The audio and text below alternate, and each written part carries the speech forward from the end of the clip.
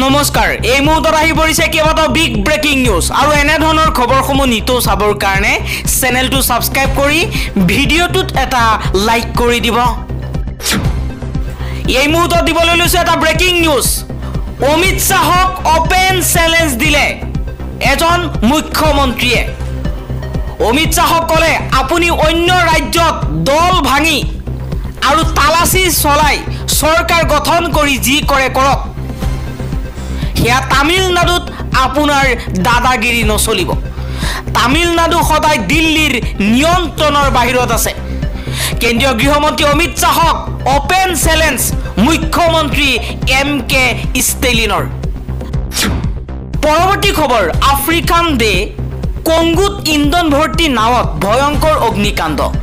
অগ্নিদগ্ধ হৈ 148 গৰাকীকৈ লোকৰ মৃত্যু হৈছে। এতিয়াও নিৰুদ্দেশ হৈ আছে শতাধিক লোক। নাওখনত আছিল মুঠ 500 গৰাকীতকৈও অধিক লোক। আন এটা খবৰ, কানাডাৰ হেমিল্টনত ভাৰতীয় ছাত্ৰীক গুলীয়াই হত্যা। ভাৰতীয় ছাত্ৰী হৰসিমৰত ৰান্ধৱাক গুলীয়াই হত্যা কৰা হৈছে। বুকুত গুলী লাগি ঘটনাস্থলীতেই মৃত্যু হৈছে 21 বছৰীয়া ৰান্ধৱাৰ। পৰৱৰ্তী খবৰ, পেলেষ্টাইনৰ গাজাত পুনৰ ভয়ংকৰ আক্ৰমণ চলাইছে ইজৰাইলে। গাজাত ঘৰ টেণ্ট কেম্পত বোমা বিস্ফোৰণ। ইজৰাইলে হত্যা কৰিছে 70 জনকৈ লোকক।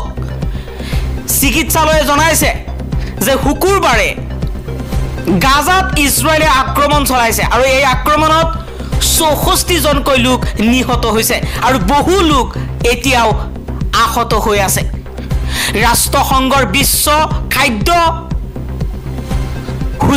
কাৰ্যসূচীৰে জৰুৰী সতৰ্কবাণী জাৰি কৰিছে। ৰাষ্ট্ৰসংঘই কৈছে গাজাক এতিয়া খাদ্যৰ প্ৰয়োজন, কাৰণ লাখ লাখ লোক এতিয়া ভোকৰ আশংকাত পৰিছে।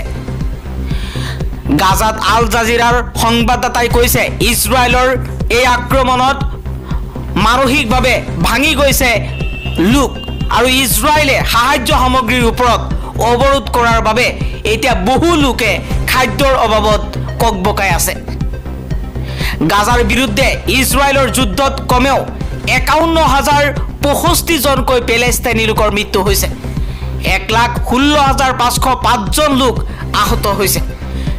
গাজা চৰকাৰৰ মিডিয়া কাৰ্যালয়ে মৃত্যুৰ সংখ্যা 61,700ৰো অধিক বুলি মন্তব্য কৰিছে। এতিয়া বহু হাজাৰ হাজাৰ মানুহ নিৰুদ্দেশ হৈ আছে।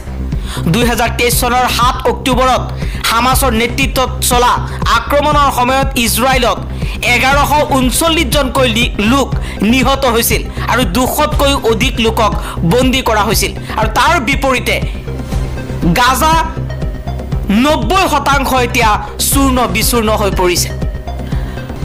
নিশা হ'লেই পেলেষ্টাইনৰ গাজাৰ পৰা পেলেষ্টাইনৰ পশ্চিম পাৰৰ পৰা হাজাৰ হাজাৰ লোকক ইজৰাইলী সৈন্যই আটক কৰা পৰিলক্ষিত হৈছে।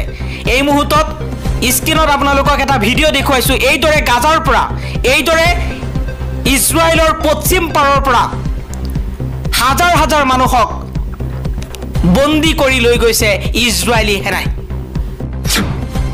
পৰৱৰ্তী খবৰ, দিল্লীত তাজপাতৰ দৰে খহি পৰিছে 4 মহলীয়া অট্টালিকা। 4 জনকৈ লোকৰ মৃত্যু হৈছে। 14 জনকৈ লোকক এতিয়ালৈকে উদ্ধাৰ কৰা হৈছে। এতিয়া উদ্ধাৰ অভিযান চলি আছে।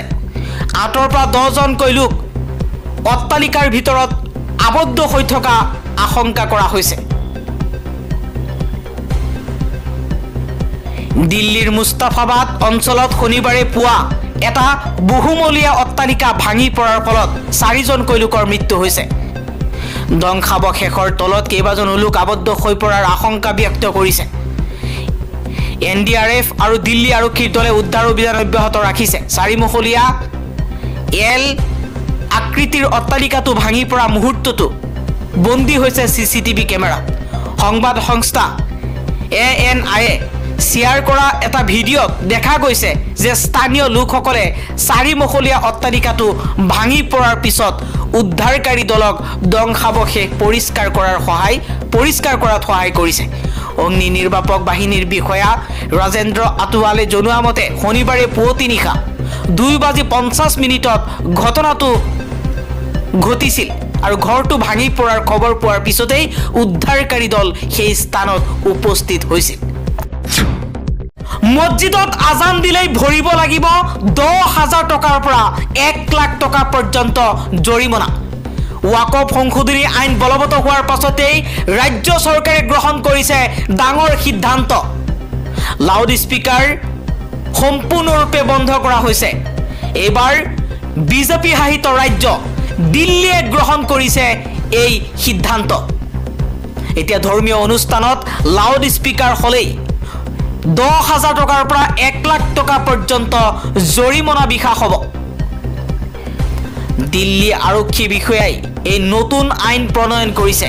লাউড স্পীকাৰ এতিয়া ধৰ্মীয় অনুষ্ঠানত সম্পূৰ্ণৰূপে বন্ধ কৰা হৈছে। পৰৱৰ্তী খবৰ, এটা সময়ত মুখ্যমন্ত্ৰী হিমন্ত বিশ্ব শৰ্মাই কৈছিল চাচা মামাৰ ভোট আমাৰ নালাগে, মিয়াৰ ভোট নালাগে। কিন্তু এইবাৰ মিয়াৰ ভোট নালাগে বুলি ৰাজহুৱা সভাত মুখ্যমন্ত্ৰীয়ে কোৱাৰ পাছতো এইবাৰ বিজেপিৰ প্ৰশংসাত পঞ্চমুখ হৈ পৰিছে চামুগুৰি সমষ্টিৰ এজন ভোটাৰ। মিয়াৰ হৈ কাম হিমন্ত বিশ্ব শৰ্মাৰ বাহিৰে কোনো মন্ত্ৰী বিধায়কে আজিলৈকে কৰা নাই বুলি মন্তব্য কৰিছে। এই মুহূৰ্তত স্ক্ৰীনত দেখুৱাইছোঁ, এইগৰাকী হৈছে চামুগুৰি সমষ্টিৰ এজন ভোটাৰ, মিয়া ভোটাৰ। এই ভোটাৰজনে কৈছে মিয়া ভোট বিজেপিয়ে লাভ কৰিবই। যিমানবোৰ উন্নতি কৰিছে, যিমানবোৰ উন্নয়ন কৰিছে হিমন্ত বিশ্ব শৰ্মাই মিয়াৰ বাবে কৰিছে। সেইবাবে বিজেপিক মিয়াই ভোট দিবই লাগিব। মিয়াই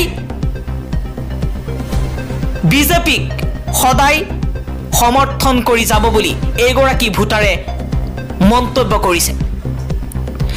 মুখ্যমন্ত্ৰী হিমন্ত বিশ্ব শৰ্মাই মিয়াৰ ভোট নালাগে বুলি ক'লেও মিয়াই বিজেপিক ভোট দিবই বুলি মন্তব্য কৰিছে। কাৰণ মিয়াসকলে হিমন্ত বিশ্ব শৰ্মাৰ শাসনকালত বহুতো আঁচনি লাভ কৰিছে।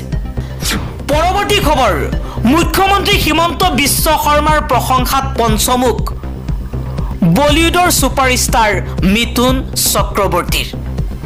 মিথুন চক্ৰৱৰ্তীয়ে কৈছে ডক্টৰ হিমন্ত বিশ্ব শৰ্মা এজন শক্তিশালী মুখ্যমন্ত্ৰী। অসমৰ মুখ্যমন্ত্ৰীগৰাকীৰ ৰাজসাৰ মজবুত। পশ্চিমবংগৰ মুখ্যমন্ত্ৰী মমতা বেনাৰ্জীৰ লগত অসমৰ মুখ্যমন্ত্ৰী হিমন্ত বিশ্ব শৰ্মাৰ কোনো তুলনা নহয়।